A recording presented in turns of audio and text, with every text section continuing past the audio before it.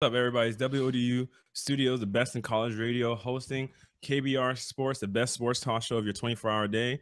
I'm your host, Brendan Avin, with my co-host to my left, Rashad Pennell, my co-host to the far right, Kyle Lewis, and our guest today, Rudy Henderson, who's gracing the set. We have a good amount of topics for y'all today. Starting with the college football rankings, man, those rankings, I wonder. It's up for debate. Many people have their own opinion who should be number one, who the 1 through 4 should be. So that we'll get into that. We'll talk about also the Marcus Page injury and what that means for UNC since they're ranked number one in the AP index.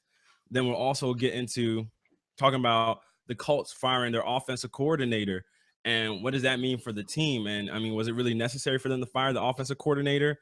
Then we'll also get into the NFL predictions and other things. But yeah, starting off with the college football rankings. Recently, the committee finally released the rankings of the top 25 teams in college football. But we'll go into the top 10, starting with number 1 Clemson, number 2 LSU, number 3 Ohio State, number 4 Alabama, number 5 Notre Dame, number 6 is Baylor, number 7 is Michigan State. Then number 8 is TCU. Number 9 is Iowa. Number 10 is Florida. So do y'all believe that the top 4 teams rightfully deserve to be there, especially with a lot of people having a lot of issues with Alabama being up there because they've lost the game when you have teams like Michigan State, TCU, Iowa, and Baylor who haven't lost the game. I mean, granted, and Alabama's coming out of the SEC West, but then you also have a team like Baylor and TCU that come out of the Big 12, and then you have Michigan State, and then Ohio State coming out of the Big 10 East, and then you have Iowa coming out of the Big 10 West. So I mean, and in the likes of the Big 10, the Big 12, you got like Oklahoma State, I think, and Oklahoma, and then the Big 10 East, you got Michigan also. They got Michigan there, and they got Penn State in there too. So I mean, those are also tough teams they got to deal with. While you have an SEC West. You have teams like Arkansas, you have LSU, you got Alabama, you got Ole Miss, you got Mississippi State. You got so many teams that you have to contend with. So, do y'all believe that they got the rankings right? We'll start off with you, Khalid. Uh,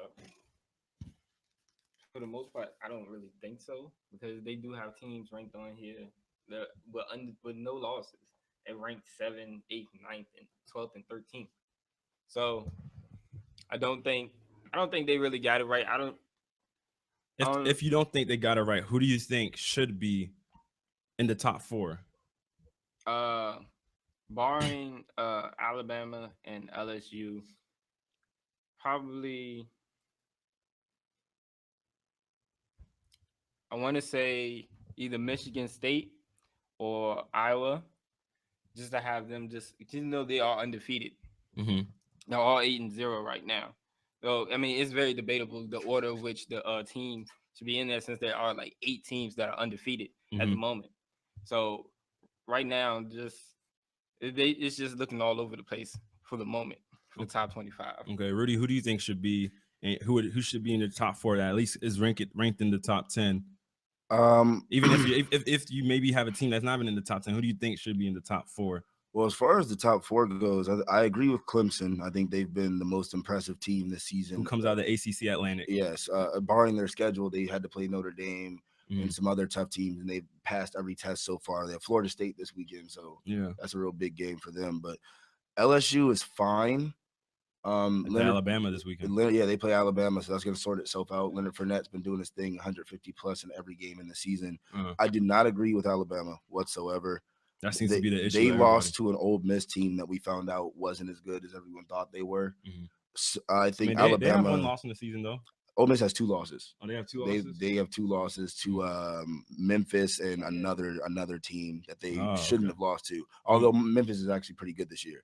Okay. But and I'll talk about them later. But Alabama should be replaced to me by Michigan State or TCU. It seems like with these rankings, the Texas teams, when I say that, I mean the Big 12 teams, find a way to get left out no matter what. And of course, that's because they don't have a conference championship. Yeah. But either way, a good team is a good team. And you saw what that TCU team did to Ole Miss in that bowl game. Yeah. They dismantled them. But, I feel like it's the old tale of the SEC Oh yeah, I mean, the SEC love. I think the rankings assumes that the SEC is the toughest. I think that the rankings are tailored to the SEC, whoever won the championship last year, and throw in the random ACC team, ACC or Big 12 or Pac-12. This year it's Clemson, the two SEC teams, and then they threw in Ohio State because of the reigning champs. If we're talking about being impressive, I don't even think they really deserve to be in there. But out of respect, we have to put them at least at 4 because they're the champions. Who, Ohio State? Ohio State. Okay. Because that just out of respect. But off of pure impressive wins, they haven't played anybody and they haven't looked good playing nobody. Well, as far as top defenses go, I mean, Alabama ranks top 3 in all college football. They're ranked number 3. Michigan surprisingly number 1. Boston College is number 2. LSU is number 4, and Clemson is number 5. So Alabama's defense. I mean, they still have that loss to Ole Miss. When you have teams behind Alabama and Baylor that's 7-0, Michigan State that's 8-0, TCU that's 8-0, Iowa that's 8-0, and then for that matter, what makes Alabama so much better than Florida at 7-1, Stanford 7-1, Utah 7-1, Memphis at 8-0, Oklahoma State at 8-0. Florida State at 7-1. You see what I'm saying? There's too many teams here that are undefeated and have the exact same records. Alabama. I think it's also because of the competition they face. But actually, I think it's because of their name. Get to Rashad. I just think it's because Rashad, what do you think? I agree with Rudy about the fact that Ole Miss, how you said, yeah, they lost to them, but that wasn't a good team. But I mean, also it's because they lost early in the season, which is why Alabama is still up there to some people. Yeah. But I don't agree with Alabama being there because for the fact that they still have that taint on that record right now with their loss. Do you have the same top 4 just without Alabama? No. So actually, for the most part, yeah. Let me look at it again. Yeah, for the most part, I do, but the order they have it, I don't agree with. Like, I don't agree how you guys say Ohio State should be like number 4 when they've been number 1 all season in the AP top 25 polls. I can explain that though. But I mean, it doesn't matter if they've been impressive. They've been winning, and they've been number 1. They haven't dropped any games. They haven't dropped any spots. And for Baylor, I still have Baylor up there because see, when people look at it, because Alabama's defense, their defense is so good, so you want to put them up there even though they lost, just because Baylor's defense isn't the best, and they want to go in a shootout and just outscore the team. What's wrong with that? Oregon did it. So, and Oregon made it to the college football playoffs last season. And the championship. Yeah, and the championship, you know what I'm saying? So, you can't really, throw Baylor out because they don't have a good defense. They score a lot of points when they're the number 2 team on the AP top 20 polls. And top 25. And the number 3 total offense because that's what they do. All they do is just outscore the other team. What do you think about what do you think about TCU? Because TCU's number 2. See, in offense. You said what? Horned Frogs. You're right, but when you also look at the AP, I also look at the AP top 25 poll where Baylor's ahead of them, and that right there is why I will pick, because I mean right there you always have those like who should be and who should not be in. There's always those 2 close teams are like, should they be in over this team? Why and why not? But I feel like Baylor right now, especially since they're ranked number 2, should be above TCU. But TCU, I have one thing to argue with that. TCU consistently is left out of there's a lot of TCU hate. There's a lot of TCU. You can't really say they're left out, but there's only 4 teams that go.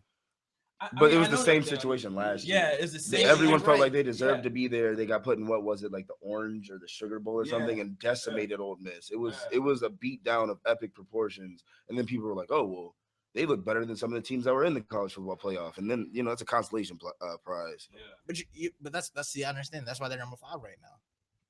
But it's hard for like a team to basically, what am I trying to say? It's hard for a team to basically, get over that hump when you're constantly left at number 5 and stuff like that. You know what I'm saying? One thing I would argue with the Baylor point is, and they have proved their worth this season because they put up a lot of points, they score a lot, they're impressive. There's 2 things that bother me about the whole Baylor being over TCU thing, and this is what I don't like about rankings in general.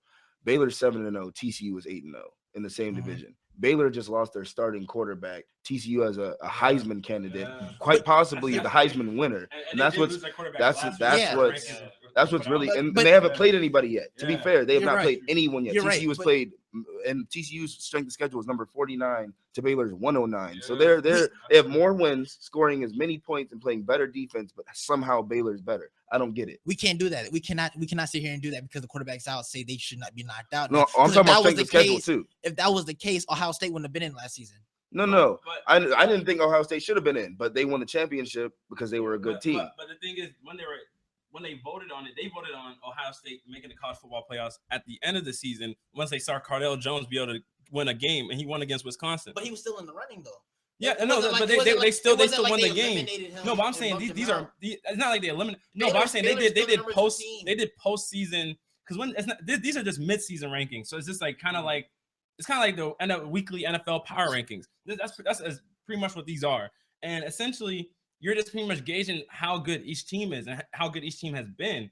And right now, Baylor's not better than TCU with our backup quarterback. What you just said though, how have they been? I don't know how good they are. I know. I said how good they. You just said how good they've been. Yeah, I said how good they are and how good they have been. Yeah, listen to all my words. I said how good they are and how good they have been. So they right both now, been impressive. They both been great. I'm saying TCU's had a better offense. Baylor hasn't. And right now, Baylor just lost their starting quarterback. So how can we say that Baylor is also going to consistently be better than TCU? And it hasn't been better than TCU. TCU's had a harder record, a harder schedule, and they won all their games. They won one more game than Baylor currently. Yet Baylor's ranked ahead of TCU. One thing I want to add to your point is TCU had an even bigger crutch than Baylor because Baylor just lost their quarterback last week. From the beginning of the season, TCU lost 11 defensive players to injury. And they've still been able to constantly produce. And against a common opponent in West Virginia, Baylor struggled. It was a shootout. TCU blew West Virginia out 50-10. Yeah. Like, if you're talking about impressive wins against similar opponents and they have a tougher schedule, I just don't understand how it is TCU is consistently the team that's on the outside looking in when they have the same strength of schedule or better than teams, have just impressive as a defense. And to me, the Heisman front runner for this year. I just don't understand it. If a team – and they still might be left out because Michigan State has a very strong argument as well. At the end of the day, someone's going to get left out of this playoff that doesn't deserve to. Yeah, it's going to happen. All right, let me ask one question real quick. So, how much do you think it is to y'all? How much do y'all think it is? Okay, so let me take a vote right now. If of any team, which team would y'all vote out of the top 4? Alabama. Yeah. Okay, so now that you're saying Alabama, how much do you agree that they got in there because they're in the SEC West? I think they got in there because their name is Alabama. I think they got in because they lost real early in the season, and they still after that they've been on the roll. So y'all don't think the fact that they're in the SEC West Conference plays any that factors in. Mm-hmm. So that's why I'm just asking because I mean think about it. These other conferences aren't scrubs now. To tell you the truth, I think it's going to resolve itself though. Yeah, LSU plays Bama literally this weekend. Mm-hmm. I think LSU might drop another game before the season ends. That team's not as solid as I thought that they were. Their team is literally Leonard Fournette or bust, and their defense isn't as great as I thought they were. Mm-hmm. I think Alabama has a chance of dropping another one. I think Ohio State's going to lose. I'm actually fairly confident Ohio State's going to lose either to Michigan or Michigan State. They're losing to one of those teams, and that's horrible because Michigan State and Michigan are right at the end of the season. So if they catch that loss, they probably won't get in. Yeah. So as far as the top 4 goes, the only team that to me might be a lock if they can win this weekend is Clemson because they get past Florida State. It's easy breezy. Yeah, but see that's the thing. See you just said it's easy breezy because the ACC is a basketball conference, not a football conference. Yeah, they got 2 or 3 teams. 2 or 3. That's good. Yeah. So it's like that's how like if I didn't go Alabama, then I would have to say a Clemson team would have to be the one. Wait, quick question: how do you feel about UNC not being ranked when they haven't lost? They have lost. They lost one. They lost one game. They're 7-1. Yeah. So, but they still should be ranked. I feel disappointed that I'm ranked because there are teams that are 6-2 that are ranked. So. And we have one of the highest power offense in the league right now. And they have a great safety named Dominic Green. Just want to throw that out there. My old roommate. So yeah, I mean, like I knew college football players. They're not going to include UNC in that. So. I'm not really concerned, but I'm concerned about them not being ranked. 2 things I would like to bring up, though, is the disrespect for mid-major teams is unreal. The disrespect for Houston and Memphis is unreal. These 2 teams are undefeated and have earned their records, and you're putting them behind teams that are 6-2. That's disrespectful. That's so disrespectful. But it's because of who they are. Yeah, I mean, yeah, it's because of who you are. But look, I always look back at this. Boise State didn't get any respect until they went to the playoff, went to a bowl game and had to beat Oklahoma and other big ranked teams. And then now people are like, oh, Boise State, got to look out for them. Yeah. But these other teams that are proven that they're good teams, because here's my one argument with the whole Alabama thing. Memphis beat Ole Miss, and people are like, oh, that's not a good win because Ole Miss isn't that good. But Ole Miss beat Alabama, and they're like, oh, well, you know. Because if you think at the time, Ole Miss was 15. At the time, but now that we've discovered that they're not that good of a team, think about it this way. Season breakdowns. Think about it this way. The Oklahoma loss to Texas is a horrible loss because we know that Texas is not a very good team. But before the season started, if you had said Texas is going to be Oklahoma, people would be like, oh, well, you know. Yeah, it's possible. Yeah, it's possible. But now that you're looking at the Texas team that's being put on the field, you're like, oh, these guys are awful. Because Oklahoma lost to that team, I don't see them jumping above 10 anytime soon. I'm so salty. You know what I'm saying? I'm so mad about By the way, I'm a University of Texas fan. I rub it in his face every day. I'm so salty. Nick, we hurting, bro. We're hurting. We are hurting. But we're going to go on from college football to actually college basketball, in which, you know, number one, UNC in the AP polls, like Rashad was referring to, was ranked number one coming out because UNC always consistently has a great recruiting class. And, you know, they're bringing back a lot of experienced guards and talent. So now with Marcus Page, their starting guard, being injured with a broken hand, he's going to miss 3 to 4 weeks. I mean, you can only imagine. I mean, he's a senior. It's going to definitely hurt their chances, their rankings and their ability to play. They play their first game is on November 13th. So and I think that y'all opened up against Temple, right? Yeah, they opened up against Temple. So they're going to be playing without Marcus Page. Yeah, they're gonna play without Marcus Page now. And Marcus Page was a player who, you know, was playing really well, especially in the tournament, because he's always had these little lingering injuries, but he's always managed to still be able to stay on the court and play. But now this is one that's gonna sideline him for a good while. So how do y'all think it's gonna affect the UNC and how they will progress at the beginning of the season without Marcus Page? We'll start with the UNC fan himself. Let us know how you feel, Rashad. You know, it's hard when you lose a Tom Brady of the team. It's hard. It's hard when you lose. Oh my God. Basically, like the only potential NBA player we have on the roster. Without him, you said NBA player. The only like NBA player already on the roster.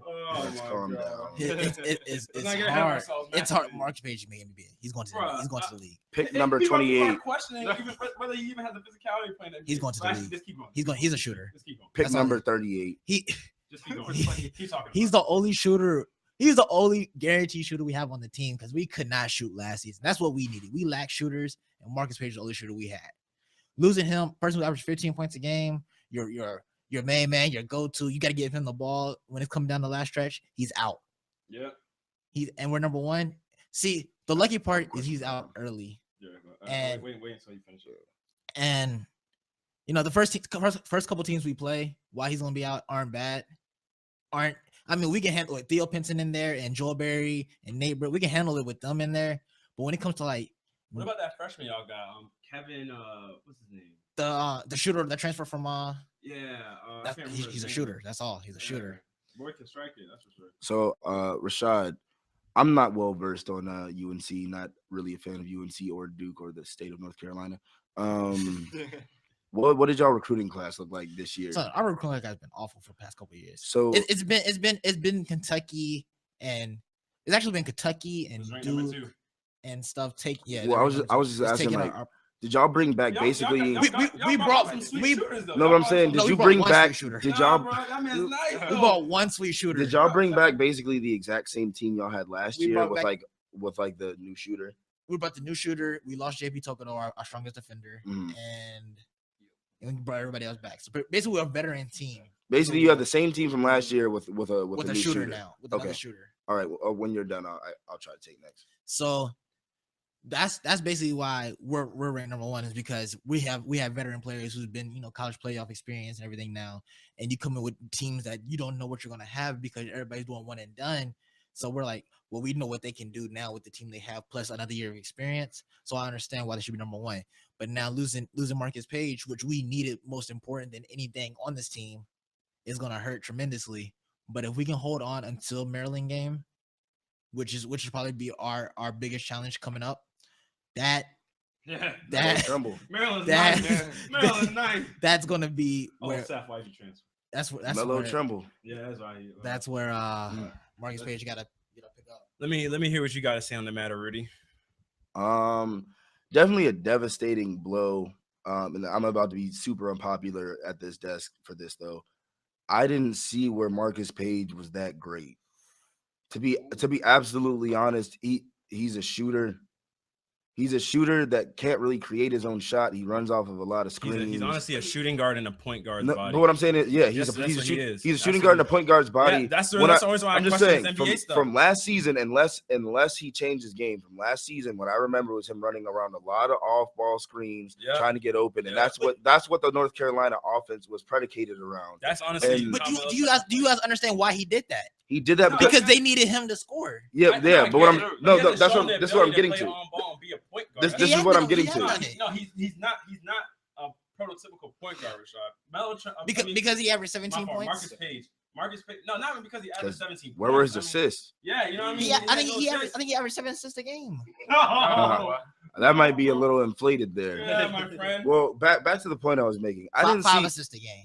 Yeah, you inflated that by 2. but back to what I was saying. I'm not saying he's a horrible player. I just don't see where he is like this world-beating player that everyone needs to have. He's a great player that teams need to game plan for. I respect that. You lose that piece. I honestly, without him being there, I honestly don't know what North Carolina is going to look like because they weren't impressive to me last year whatsoever. So if they brought back the team from last year, with just a new shooter that's a freshman. We don't know if he's going to be ready to go. Bryce Johnson, the big man? Bryce Johnson's not really a scorer. He can't shoot free throws. Y'all have another big man, big light-skinned dude. Meeks?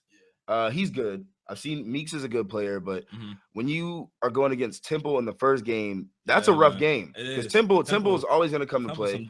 Maryland's going to come to play. Your division, Florida State, although not known as a basketball school, they got this point guard by the name of Xavier Raton Mays. That man's a dog. Really? That man's a dog. I saw him drop 38 points on a sprained ankle, hopping up the court. He gave UNC problems last year. They got teams like Clemson, who are always a very strong defensive team, and they have Deontay Grantham that can score them some points. That might give y'all a couple more problems. And he's supposed to be out for 3 to 4 weeks. So we're talking about a month here where you don't have your best player and best scorer. And like you said last year, y'all needed him to score. So my problem with UNC coming into the season is where are you going to get your points from going against high-level competition? Okay, let me go to Khalid real quick. Khalid, what do you think about Marcus Page's injury? I think UNC losing Marcus Page is a punch in their gut. Like, they are losing a pivotal piece for them to allow them to have that offensive presence. And then, like Rudy said, playing for a whole month against these high level teams, these very aggressive teams, I don't see it looking too well for UNC. Missing out and losing their shooter like that. They're one of their great shooters, and to an injury, and it's just not looking too well for UNC. All right, so now I got a question. Do y'all think UNC should have been ranked number 1? Because here's the rankings in chronological order. You got North Carolina number 1, got Kentucky number 2, Maryland number 3, Kansas number 4, Duke number 5, Virginia number 6, Iowa State number 7, Oklahoma number 8, Gonzaga number 9, and Wichita State number 10, and Villanova also being number 11 rounding it out. And Arizona's number 12. Wow. Yeah, Arizona lost a lot of players. Yeah, they did. They lost Hollis Jefferson and Stanley Johnson. Do y'all agree that they should be ranked number 1? Obviously, Rashad's already said yes. Khalid, do you think that the rankings are correct and that UNC should be ranked number 1? I don't see it. You don't know what any of these teams is bringing this. Nobody knows what any of these other teams are bringing this season, other than the recruit class they brought. Recruiting is a big deal. That's like. I mean, but they brought the same team back from last year. But think about it. Recruiting is what made Kentucky so great last year. That's what everybody was picking Kentucky to win the championship last year because they had all them long, lengthy players at each position. Every position. You got the Harrison twins at the guard. That's better. No, I know they were there, but then you got Willie Cauley-Stein. You got all those guys. But I'm saying they were still lengthy guys, and you get Now they bring in a longer recruiting class too. That's the thing that Kentucky always keeps consistently over everybody is their length. They do. You do need veterans. I'm essentially.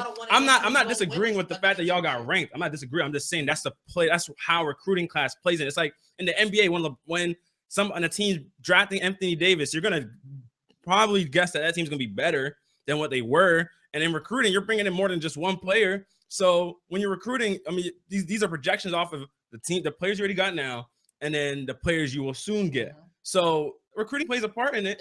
I didn't say it didn't. I'm just saying we don't know what these teams are going to have, which should make them guarantee number one. Mm-hmm.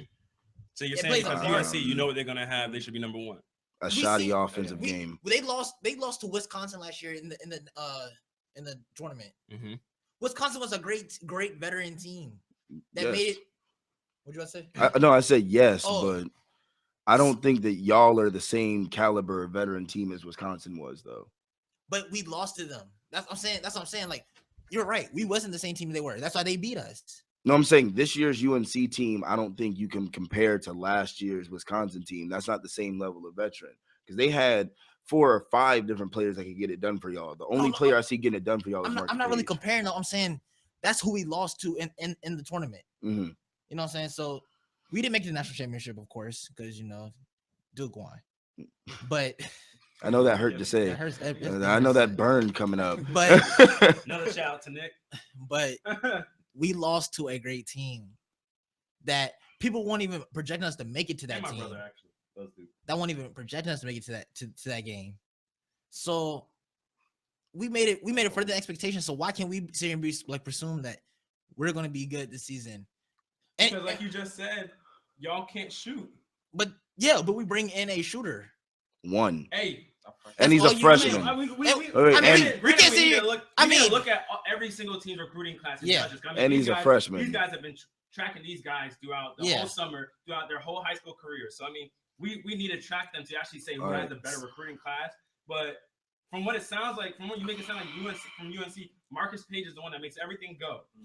But then you give someone like a Nate Britt, Joel Berry more experience. More. But Nate Britt's a senior. What's more experience does he need? Frank took 4 seasons. Frank Kaminsky took 4 seasons. Frank Kaminsky went from started on the bench to not averaging really anything in sophomore season to start being productive and then exploding out his senior year. Well, so what do you mean more experience than you need? So no, but I'm saying he's a backup guard. You're right, but it he might be able to become a starter now for the first 5-6 games until Marcus Page comes back. Excuse me. And he actually started some in the playoffs. I want to intervene in here real tournament. All right, go ahead. I agree that UNC should be in the top 5, but I do not agree that UNC should be number 1. Simply because Maryland is better than UNC. Melo Trimble is better than Marcus Page. Melo Trimble's a and problem. that team. Where did that team go last year? I mean, that team made the tournament and they ended up losing to a very high level team as well, just like UNC. I mean, it happens. You play teams that are better than you, but Maryland is better than UNC, in my opinion. Kansas lose sooner than us?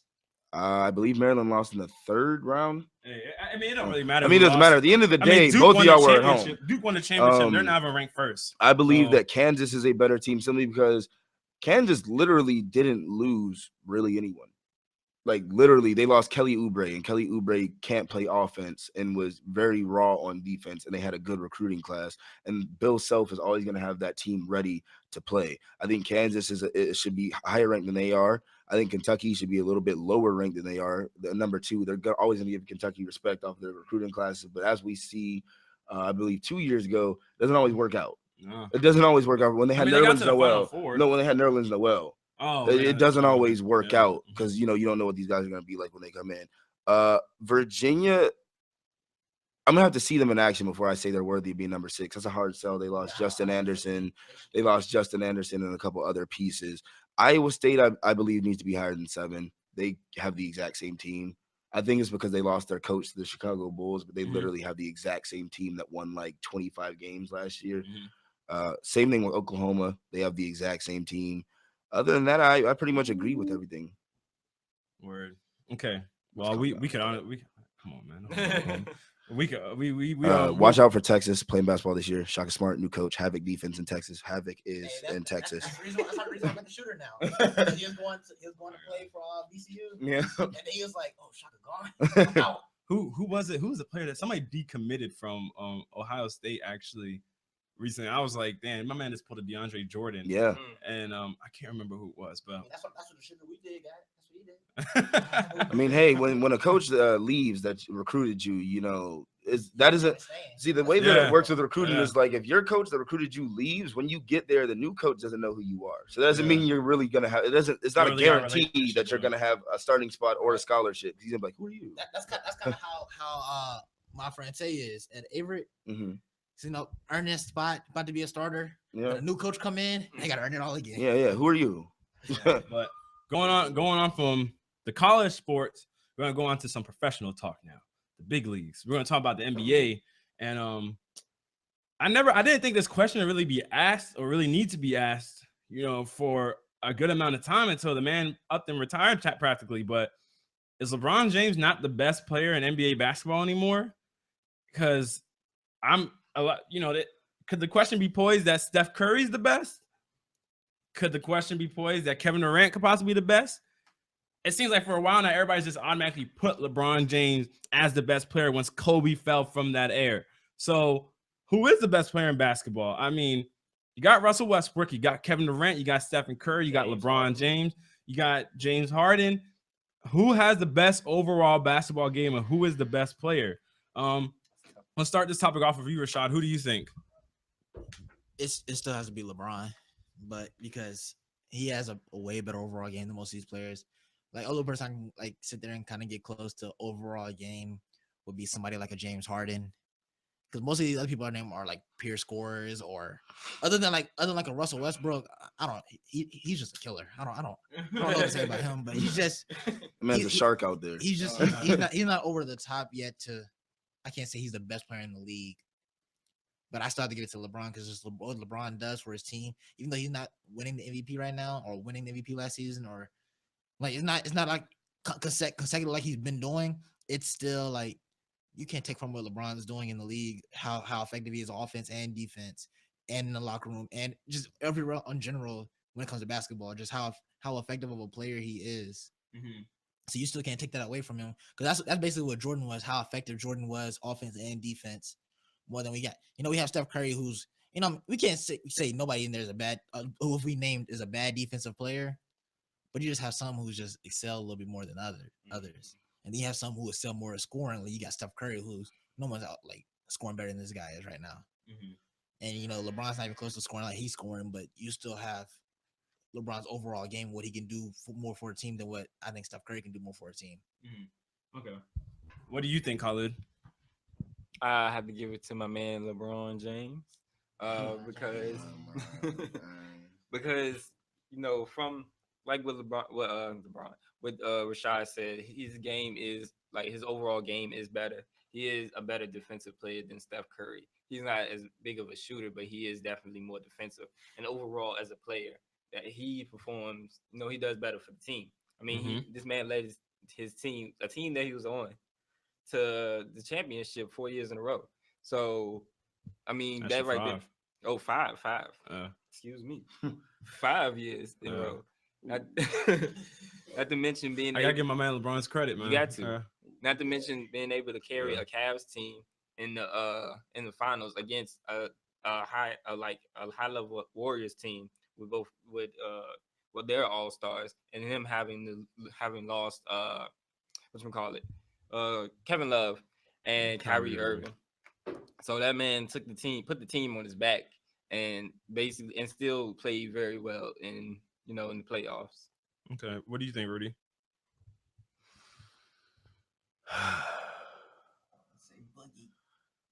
LeBron's the best, but the water's a little murky now. A couple years ago, it was clear cut. We could see it. He was the best, but I think there is a little bit of blood in the water now that we even have to ask the question. And I just need to throw out a couple of adjustments to some of the names that you threw out there. First of all, it's Chef Curry. It's Chef Boy Harden. It's Russell Goatbrook. You got their names wrong. I had to turn off your mic for that one. I'll turn it back on, but that was ridiculous. We have some relative haters here on the camera. The host is a hater. He's not a fan of the great Chef Boy Hardin or Russell Goatbrook. I'm not a fan of the names. I'm not a fan of the names. Goatbrook, when was Russell the greatest of all? No, he is the greatest Russell Westbrook to ever play in the NBA. I hate you all. No, that's not how you're using the name. Goatbrook. You're using the name to say greatest of all time. That's exactly how I'm using the greatest of all time Brook. No. The greatest Brook of all time. Like, well, come on, man. Like, it's in the word. Like, it's not that hard to explain. And then don't get me started on the bearded one. Rudy, who's your best player? I've already answered the question. The best player is LeBron James for now. But in like 2 years, do not be surprised if it's like Rashad said, Harden, maybe Anthony Davis, but Anthony Davis is struggling at the beginning of the season. So I don't know how his growth is going with who's Alvin Gentry? Yeah, I don't know how his growth under Alvin Gentry is going. They also dealing with injuries also, and he's facing like triple teams on the nightly basis. Like teams don't even care about the guards anymore. Like when your guards are Tyreek Evans and Drew Holiday, are they really guards? Have been injured. Like you should see like the Pelicans games. Like I legit. I'm not gonna say how I seen the game. They need to go pick up Sebastian Telfair, greatest point guard to come out of high school. I'm not gonna say how I seen the game, but when you see a Pelicans game, right? This is legit what the play is. It starts with Anthony Davis at the top of the key, right? Stands Anthony Davis at the top of the key or trying to post up.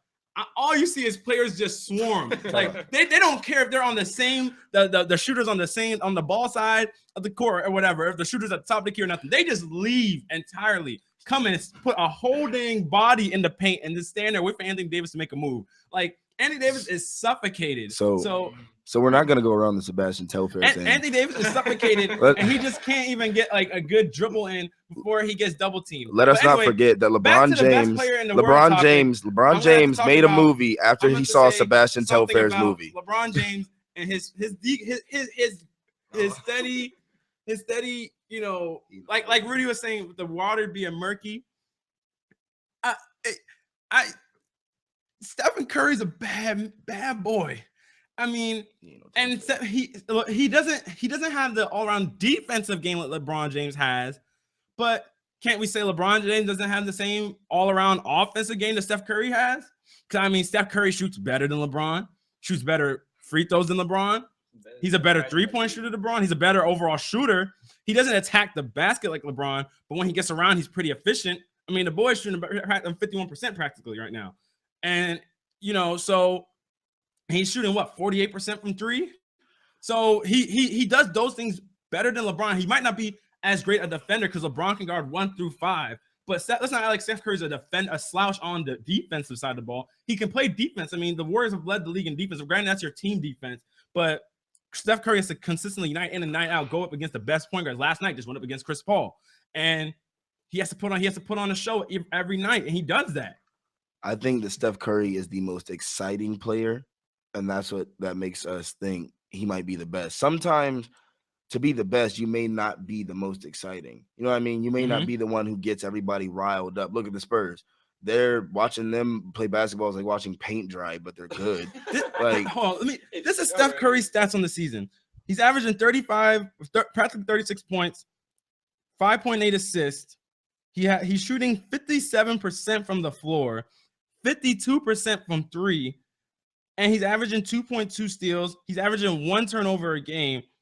Like, he's averaging 5 rebounds, and he's shooting 94% from the free throw line. Oh, I agree. He's a very bad man. I'm just saying, as it goes, like, we have to give it to LeBron, but I will acknowledge that Steph Curry is a close second where it used to be Kevin Durant. So you think Kevin Durant's fallen off that? I think Kevin Durant has fallen to 5th. I believe it's fifth. You want me to give you a list? You want me to give you a list? Okay, I'll give you a list. No, a Kobe decline is all the way like 50. Hold on. No, I got you. I'm gonna tell you. LeBron. Uh-huh. You agree that LeBron is better than Kevin Durant right now? I'll agree. Steph. Steph is better. If you were about to call Stephen Curry was the greatest player, I'll accept it. I'll accept Steph. I'll accept. That's fine. Harden? Heck no. Yes. Heck no. Yes. Heck no. I need Kevin Durant to come back for an entire season and do what James Harden did last year to get his spot back. And Russell Westbrook, that's secretly Russell Westbrook's team now. Kevin's fighting to get his own team back. He's fighting to get his team back. Keep naming your players. That's 4 players. That's 4 players. I said LeBron. Yes, I said Westbrook. Oh my goodness. Westbrook, Harden, Curry, and LeBron are better than Kevin Durant right now. That is Westbrook's team until Kevin Durant earns it back. Kevin Durant's averaging 29 points. He's averaging 2 assists. He's shooting 49% from practically 50%. He's shooting 41% from 3. Hey, we're 6 games. Now Russell Westbrook's averaging. Okay, now this is Russell Westbrook, but this question is being asked 6 games into the season. Yeah, but I'm going off of. So if we're going off of last year, Steph Curry doesn't need to be in the conversation. What I'm saying, but Steph Curry was great last year. How would he not be in the conversation? His numbers don't show that. His numbers don't show that. James Harden technically should be second. Then if we're going off of last year, okay. But when I said James Harden, you acted like it was the most outrageous thing you've ever heard. I literally just spit out. Like I literally just spit out that I could walk on water. Come on, man. No. I'm just saying. I'm looking at pure facts. I'm not talking about the season. There's been 6 games in the season. What James Harden did last year was MVP like. That's better than what Kevin Durant. That's better than what Kevin Durant's putting out. Okay. What Steph Curry's doing from last year in the playoffs and this year was better than what Kevin Durant's doing. What Russell Westbrook had to do when old Kevin Durant is vintage Kevin Durant. What Kevin Durant's we're 6 games in. When Kevin Durant's foot starts to hurt and we got to sit him down, you're still going to say he's better than everybody. Starts to hurt, but you can't say. So when Russell Westbrook's knee starts to hurt, what are we going to say? You can't say. You can't he's gonna play. He played with a broken face. Oh my God. He played with a broken face. Kevin Durant averaged 25 on a hurt foot, and then he had to eventually sit down. He sat down. He had to, Russell Westbrook hurt his knee and was out. Hey, Kobe made 2 free throws on a torn Achilles. Okay, come on. And LeBron had back issues, sat out. But LeBron's sweet. LeBron caught cramps in the finals and quit. My point is, from what we've seen this season, I can't say James Harden's better than Kevin Durant. I can't say Russell Westbrook's better than Kevin Durant. I'm sorry, I can't say a season when it's 6 games. When we've seen from this year's worth of exhibitions, yeah, maybe. Oh, this year's it's not a season. I mean, 6 games isn't a season, man. They beat the Spurs opening night practically, so they did. So we're gonna base season assumptions on a game, the first game played in the season. No, but you're saying exhibition. You're saying exhibition. These games count, bro. The first game of a season is when you're gonna have the most mistakes and most errors that you're gonna have in an entire season. So we're basing against Kawhi Leonard. Russell Westbrook played better than him in that game. Against Kawhi Leonard, he got guarded by the defensive player of the year. And he was still putting up numbers on him against Kawhi. Kawhi Leonard switched between the two. No, Russell had 33 and Kevin had 22. No. He was on Kevin Durant predominantly the whole game. Whenever Kevin Durant went out, Kawhi Leonard went out. Whenever Kevin Durant came back in, Kawhi Leonard came back in. Look, they put what's it called? Danny Green on Russell Westbrook. That's what they did. I think you're disrespecting Russell Westbrook and James Harden. I'm not disrespecting. I'm paying respect to Kevin Durant. I'm giving Kevin Durant his respect. I mean, just because you hurt your foot and you go out. But I'm not the only one who thinks this. You can look this up. You can look at ESPN's list. He's not even number 2 on there. I would like to see ESPN's list. Please, please pull it up. Because I need to see ESPN's list because I can dissect each player that they have above Kevin Durant if his name ain't Steph Curry or LeBron James. Yeah. That's Sports Illustrated. I saw ESPN's list and he was not number 2. Well, he's number 2 on that. Yeah, it was Sports Illustrated. Yeah, but he's not number 2 to me. Please pull up ESPN's list. James Harden is not as good a defender as Kevin Durant. He's not as good a scorer as Kevin Durant. Neither is Steph Curry. Well, Steph Curry's as good a scorer, but not as defender. Steph Curry's as good a scorer as Kevin Durant. Yeah, no, I agree with scoring, but not as good at defending. Yeah, James Harden is practically just a James James Harden's a turnstile. I know that. Saying, we're talking about basketball. I can't say James Harden is that guy because I mean James Harden. If you put him on defense and you're like Chef Boy's a beast. We're taking a chance. Chef Boy is a dog. Oh, that's best point guard. Whenever we figure it out, we'll come back. That's why I accepted Steph Curry I would accept Steph Curry ahead of Kevin Durant because Steph Curry's proven this. And he's so what you're saying to you is Steph. What you're saying is that you think Kevin Durant is the 3rd best player in the league right now. I think it's up to debate. The top 3 can go in rotation. I think LeBron's the best. I do agree. I think Steph is up in the conversation. Is worthy to have the conversation. So basically, you think it's LeBron and then Steph Curry's 2A and B and 2B. Honestly, to me, for the longest time, it's been LeBron and Kevin Durant 1A, 1B. But right now, I think it's Kevin Durant. It's Kevin Durant and Steph Curry 2A, 2B. Just depending on how whoever is feeling that night. Because they're both striking. Steph Curry's on another world right now. Like, he shot 7 of 11 from 3 yesterday. Like, why? Is that Sports Illustrated or ESPN? They had. And they got Anthony Davis above ESPN them. has LeBron. Kevin Durant's still number 3. Has LeBron, Anthony Davis. Kevin Durant, but here's the thing though. If you put this in, and this was before the season started. Yeah. So this how they going off last year. Yeah, and they still had Kevin Durant at 3. See, but I'm saying if you put that in there, if you put that in perspective, they're saying they think LeBron and Anthony Davis are better than KD. Then you have Kevin Durant at 3 and then Steph at 4. But you are openly acknowledging that you would agree that Steph Curry is better than Kevin. So no, I say it's a rotation. I said it's a rotation. I said if it's a rotation though, if it's a rotation, it can be interchangeable. But what I'm saying is, if it's a rotation, it depends on how you feel it. If it's a rotation, even with that list, Kevin Durant could fall to 4. Even on, I'm just saying, based on that. He's not going to 4. You're contradicting yourself now. Because if it can be a rotation and Steph Curry's 4, but I'm saying based on that list, if it's a rotation to you, if it's a rotation to you, based off that list, based off of what you said, if Steph is 4 and Kevin is 3, if it's a rotation, that means that Kevin could be 4. This is whose ranks I wanted to see. I wanted to see LeBron's rank. I wanted to see Steph Curry's rank, and I wanted to see Kevin Durant's rank. I don't care about Anthony Davis. Anthony Davis hasn't looked like no second best player in the league. Stop it. But you just said he's getting guarded by 3 people. That's not fair. He is getting guarded by 3 people. But so has Kevin Durant only getting guarded by 1. So who's LeBron getting guarded by? One with cornrows. And the defensive player of the year, man. Come on. Should have been Draymond. And LeBron got guarded by Carmelo Anthony last night and struggled. So well, Carmelo got the straps all of a sudden. I'm just saying he's not no Kawhi Leonard. And Kevin Durant and put up numbers on Kawhi Leonard.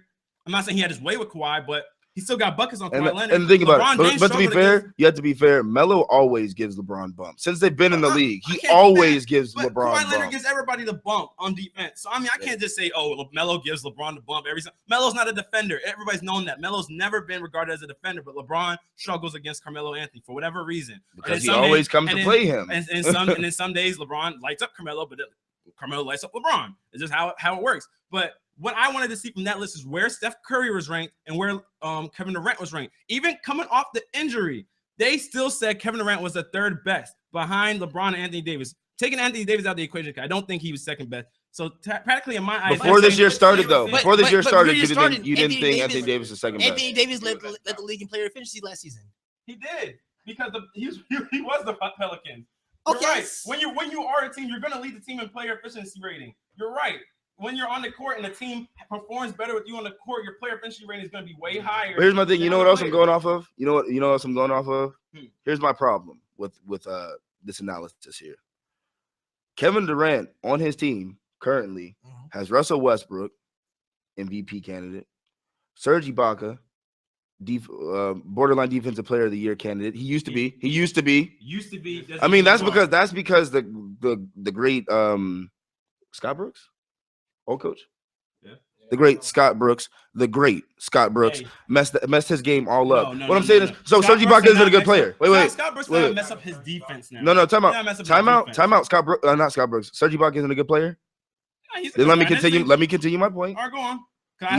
He has an MVP candidate. He has Serge Ibaka.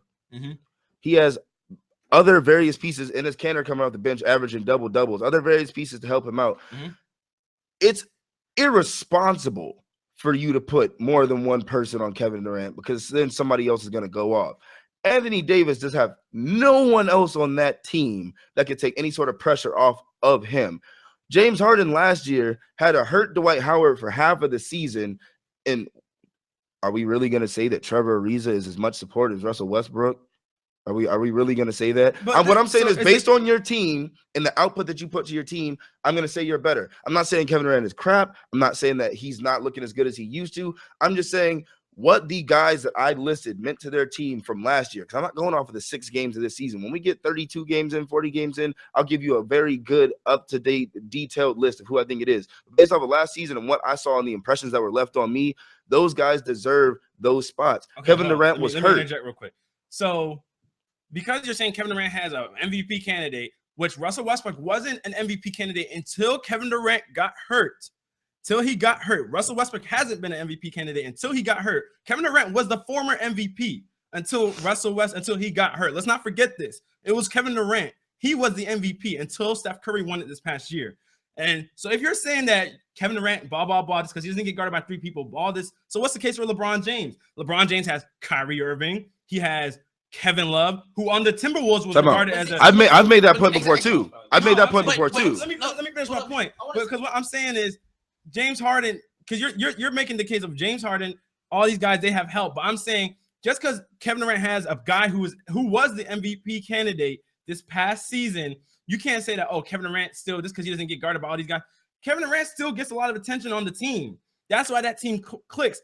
The reason why that team, they were in a big hole because Kevin Durant wasn't there. There were a lot of games last season. People would have said the Thunder would have went to the finals if Kevin Durant wasn't there. Kevin Durant sure as hell took the Thunder further than they went with Russell Westbrook.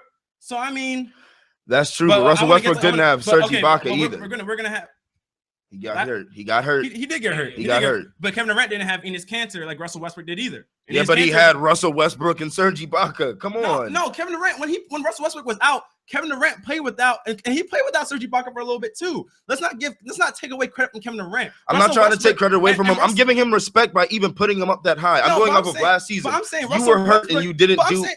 But so we're going off of last season.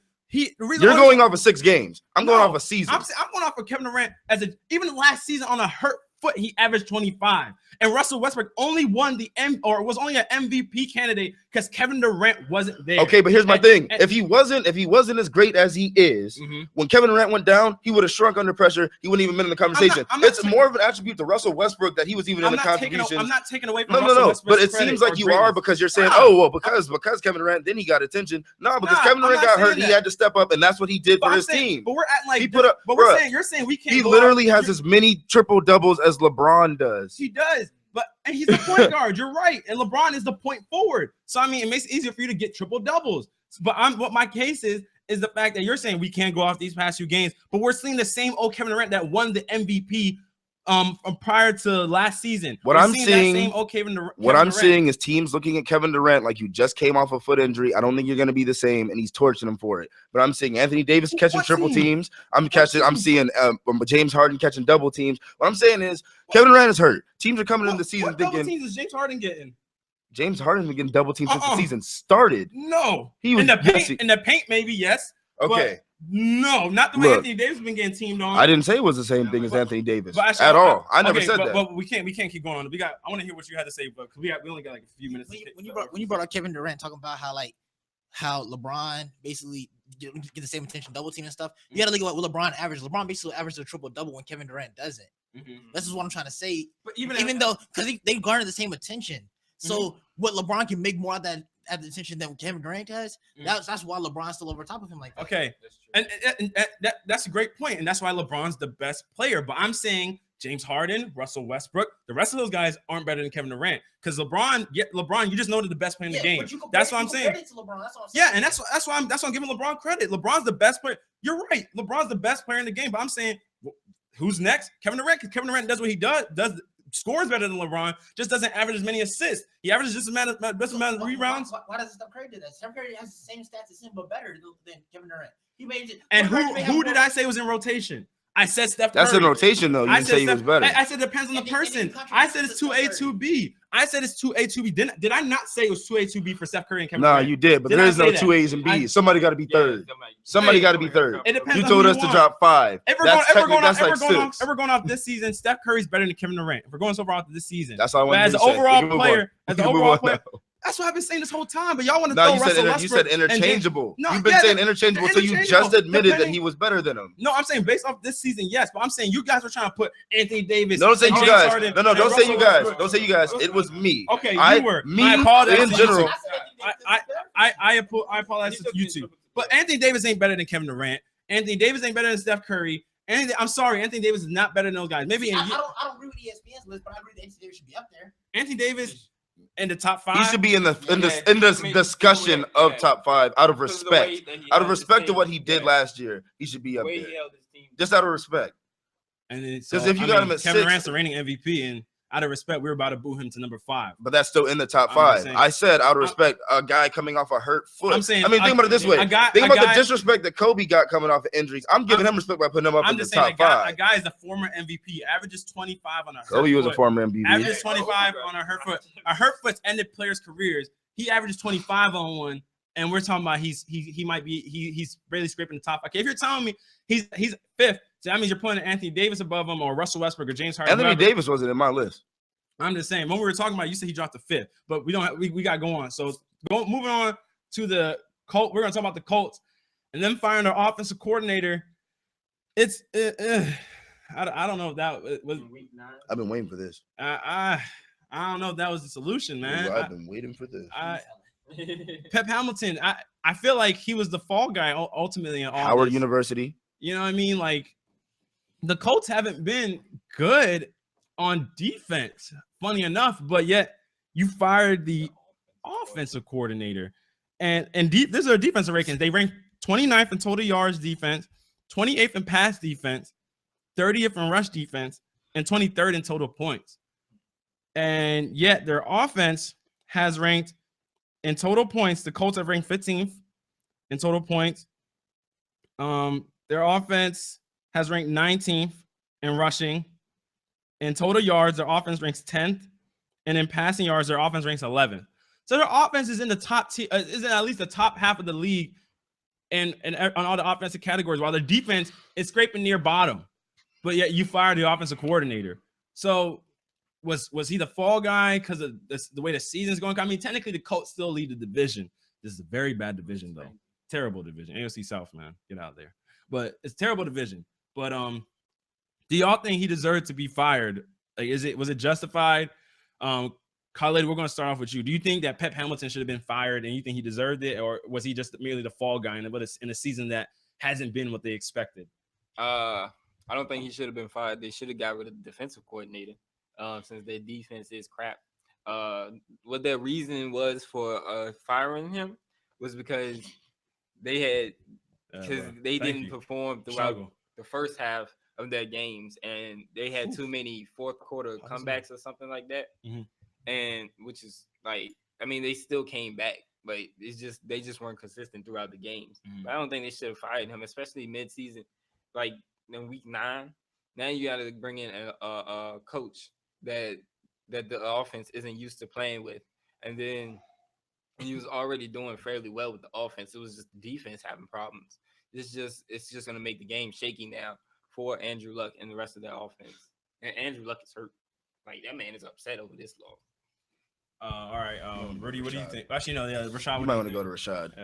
You're gonna go on a soliloquy. Why are we talking about the offensive coordinator when we need to be talking about Andrew Suck? Because he was ready with that.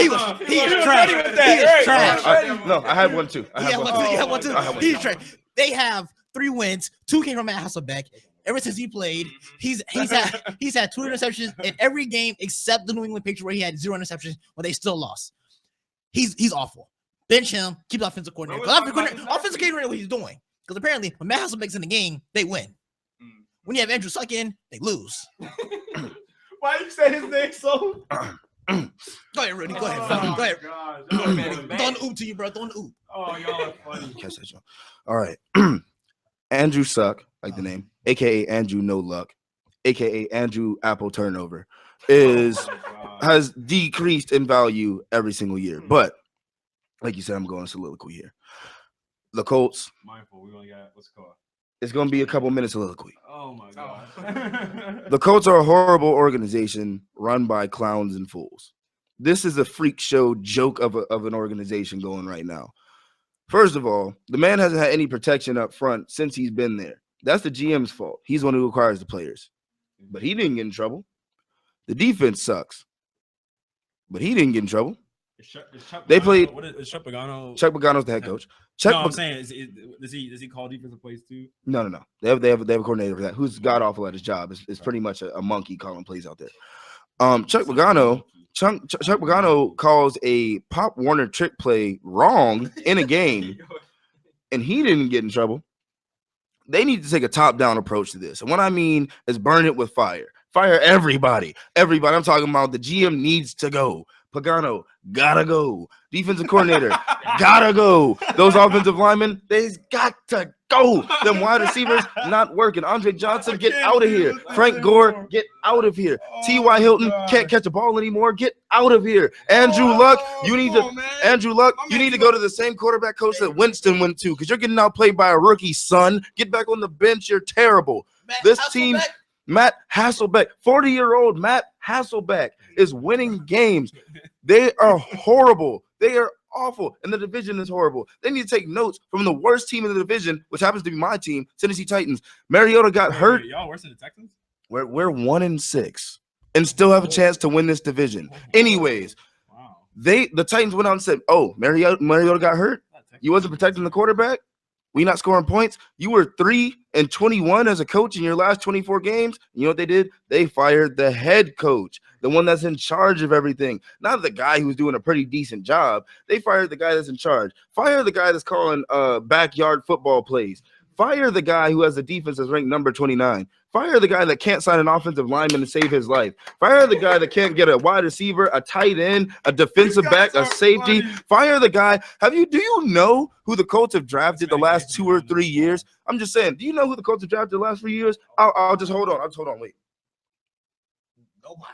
They've drafted the equivalent of a bagged lunch. Traded away the first round draft pick. They've literally traded away and drafted the equivalent of a bagged lunch with a note from your mom, and it not even being the right one. Like, it's like your mom made 2 bagged lunches and you grabbed the one for your sister. That's how good they've been at drafting. They're horrible.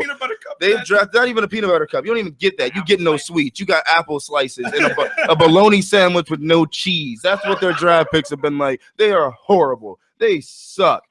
And this isn't just disdain for this organization. I just don't like stupidity. You drafted Bjorn Werner. Yeah. He plays. Yeah, bro. He plays. His job is getting driven 20 yards downfield. That's the point. You drafted Bjorn Werner. You never know he was there. You drafted Bjorn Werner. He's on the field. And you drafted you traded away 4 draft picks. 4 to get Trent Richardson. Trent Richardson is the equivalent of, I'm trying to think of someone so bad that I can compare him to. I need a second. He's not quite Kwame, but he's close. His hands. This guy, Trent Richardson, Jamarcus Russell are running backs. He is horrible. You could literally have both teams on the sidelines and he wouldn't know which lane to run through that's open. He's horrible. This guy can't sniff a first down or an end zone. He is the worst. He had a 1.2 average. He had a 1.2 average of rush yards. Darren Sproles is better than that. Darren Sproles is like 4'11", running the ball back there. That's a joke, by the way. He's like 5'6". But Trent Richardson is awful. The decisions that this team has made is awful. I don't even know how they get these guys dressed to go out for the game on the weekends. I'm surprised they know what their team colors are. They are horrible. Hey, he's going in.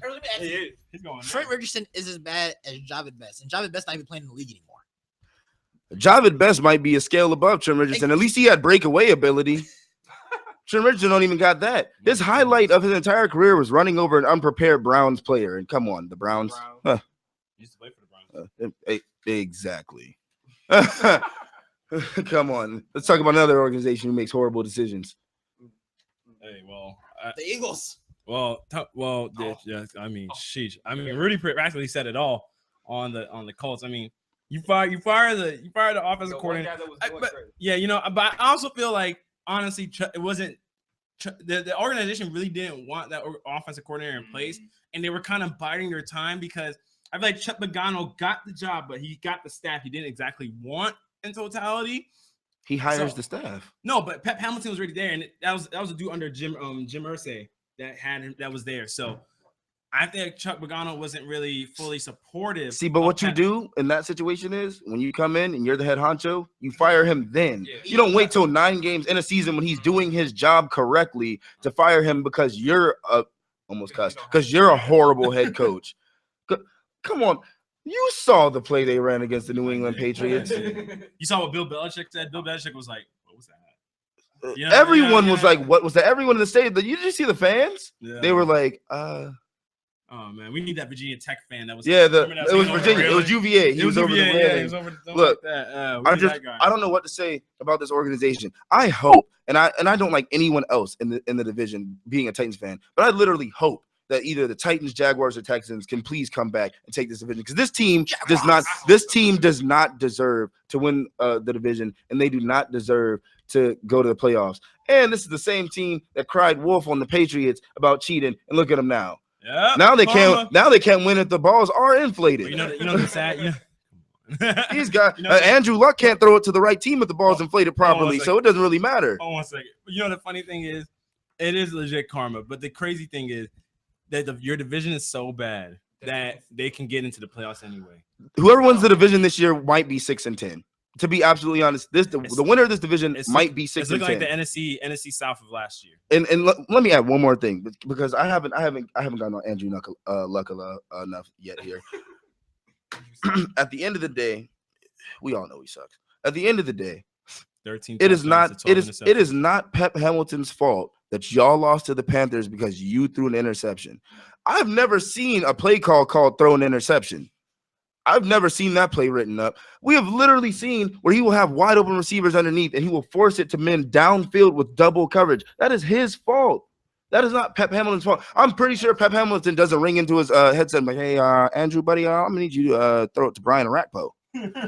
I'm pretty sure that's not what he says. Hey, Andrew, I'm going to need you to get sacked and just fumble. Push it towards the end zone, though, so they can score. These aren't drawn up like that. This is his fault. This is his fault. He's playing horrible. I don't see why no one can ever say he's playing bad. They just have to give him some sort of excuse. But when it's RG3, he's the worst guy ever. When it's Marcus Mariota, when it's Jameis Winston, they had a bad game. They did this. But when it's Andrew Luck, there is no wrong. We just point out the good. Why is Kirk Cousins better than Andrew Luck this season? I do think Andrew Luck. Wow. Kirk Cousins is better than Andrew Luck this season. I do think Andrew Luck is being held. I think he is. This season he's being held accountable a little better, but I mean there are still the excuses like the offensive line, the no run game. People are giving excuses, but I'm saying he is being held accountable by some people. He's being held accountable, but we have to move on. Rudy's gonna go on forever on the Colts. He's gonna destroy the whole organization. What organization? That's a circus. That's Ringling Brothers in Indianapolis. That's what it is. They're winning the division because the division is horrible. Wow. A team that 1-6 has a chance to win the division. It's like I'm telling you, it's like the NFC South of last year. It's like the NFC South of last year. Panthers got him with like what? They were like 7-9, maybe. Yeah, they had a tie. Yeah, one tie. They might have been 6-8-1. Yeah, they're 6-8-1. And that division just went to grips last year. Hey, but the Panthers came in the playoffs and won some games, or won a game. Yeah. Against the Cardinals team with no quarterback. Yeah, the Cardinals team with all three of those quarterbacks is better than the Indianapolis team with that quarterback. So I'm pretty sure John Skilton and Ryan Lindley could have done better. Guys, than what we're gonna go on because these guys are gonna keep going in on the Colts. No, so, Blaine Gabbert will have a better game this week than Andrew Luck will. Stop it. I'll turn off his mic because he's gonna keep going. So I had to put him on pause. But going on till tonight, and we're gonna give our predictions. Who do y'all think? Give me quick NBA and NFL predictions. Tonight, the Bulls and Thunder are playing. I think that's going to be the TNT game, along with the Grizzlies and Trailblazers being the late game. Who do y'all think will win out of those matchups? Give me your quick just say who you got winning. Oklahoma, Bulls and Thunder, then there's Memphis and Trailblazers. Oklahoma City, Memphis. Mm-hmm. Portland and Oklahoma City. They're surprising team. Hey, the Trailblazers are surprising. That's Lillard's been dropping 30 a game. Yeah. CJ McCollum's been balling too. Okay, for the NFL, we got tonight. You got Browns, Bengals. Who y'all got winning that? That's not a conversation. That's not even. Go ahead, Rashad. Menzel. Nah, I'm kidding. I'm sorry, Nigel, but the Bengals will decimate Johnny Manziel and throw the money signs in his face once again. All right, Colin. Destroy them. Okay. Redskins, Patriots. They play tonight? No, they play Sunday. Patriots. Is that a question? No, Why'd you even read that? I had to go through the teams, man. Rashad, you got Patriots too. Okay. Rams, Vikings. Todd Gurley versus AP. Todd Gurley's gonna have a better game, but the Vikings will win the game. Nick Foles passing isn't strong enough. The Rams is gonna win this game. I think the Rams will win too. All right. Packers, Panthers. Done my man Teddy. Oh, ooh. Defense. Rogers comes man. back. Packers. Rogers comes back. Rogers throws more picks. Panthers. Titans, Saints. The return of the Duck. Titans win. It's a tie. I want to. Yeah. I want to say That's a good answer. That is a good answer. That's a good answer. Dolphins, Bills. The divisional matchup. That's an ugly game, but I'm gonna go with if Tyrod Taylor plays, then the Bills might possibly not turn the ball over 10 times. So the Bills. The Dolphins. Dolphins too. Okay. Jaguars, Jets. Jets. Don't answer the question. No, the Jaguars will make this game competitive, but the Jets will win. And then watch us have to come in here on Tuesday because the Jaguars gonna win the game. Jets gonna lose. Watch. It's gonna happen. We're gonna come in here on Tuesday. I said it'll be competitive. All right. Raiders, Steelers. Raiders. Giants, Buccaneers. Bucks. My man Jameis Winston balling out. Giants. All right. 49ers, Falcons. Come on, man. Come on, man. Quit the jokes. Let's keep it rolling. Falcons. Let's come on. Broncos. Didn't know this was comedy hour. Broncos and Colts. Again, I didn't know this was comedy hour. Who's starting? Is Matt Hasselbeck starting? Andrew? No, it's Andrew Suck. Come on. Eagles, Cowboys. Tony Romo's practicing this week. Tony Romo can't play till the 23rd. It's gonna, but I still think the Cowboys are gonna win. The Eagles are a butt team. Okay. Bears and Chargers. Ew, Bears, but ew. Yeah. Is that the Monday night game? Just lost Keenan Allen, so that's a Monday night game. Who paid someone to put that game on Monday night? San Diego got a lot of money. So did Chicago. I'm just saying, who paid someone to put that game? Y'all the Sunday night game, right? I think. Yeah, y'all probably are because everybody loves the Cowboys. No, for real, this Cowboys get all TV time. You want to give us a quick rundown? We live in Washington, and we live in pretty much the DC metropolitan area, and we get all Cowboy games. Well, you know, you got to get tired of seeing the Redskins. Yeah, this is the Redskin territory, and then you get all Cowboy games on TV. I mean, but they show they're always 4:15, 8 o'clock. That's always the games they show on everybody. No, but I mean, whenever we haven't put a good team to get game of the week on 4. Bro, the Eagles aren't good. No, this is the late game. Late game's always shown. No, I know the only show. We thought the Eagles were going to be better, though. To be fair, yeah, I guess when they're making the schedule, yeah. But Sam Bradford, Yeah, but anyway, that's gonna wrap up the show, y'all. Thanks everybody for tuning in. Check us out on our YouTube page at KBR Sports. Follow us on Twitter on KBR_sports, where you can see our show topics before every show, and you can watch our past shows and past segments on our YouTube channel at KBR Sports, and also watch our past shows on WODU Live, their YouTube channel, and go on there and subscribe, y'all, and you get a good amount of laughs. One thing, go ahead. Please tweet us your Andrew Luck memes. Oh man, he had a near butt fumble this past week. I was like, Andrew Luck. If y'all tweet us your Andrew Luck memes, we will show them. We will bring the best ones. Yeah, we'll show them. And for anybody that ever wants to call in, because y'all be, I don't know, y'all don't be trying to call in and embracing the bait. Y'all text but don't call. So you can call in at 757-683-4405. My man's at work. He's grinding. But if he calls on the job, you get in trouble. But thanks everybody for tuning in. Y'all have a great morning. I was joking about Sebastian Telfair. Don't blow me up in the comments. Oh, gosh.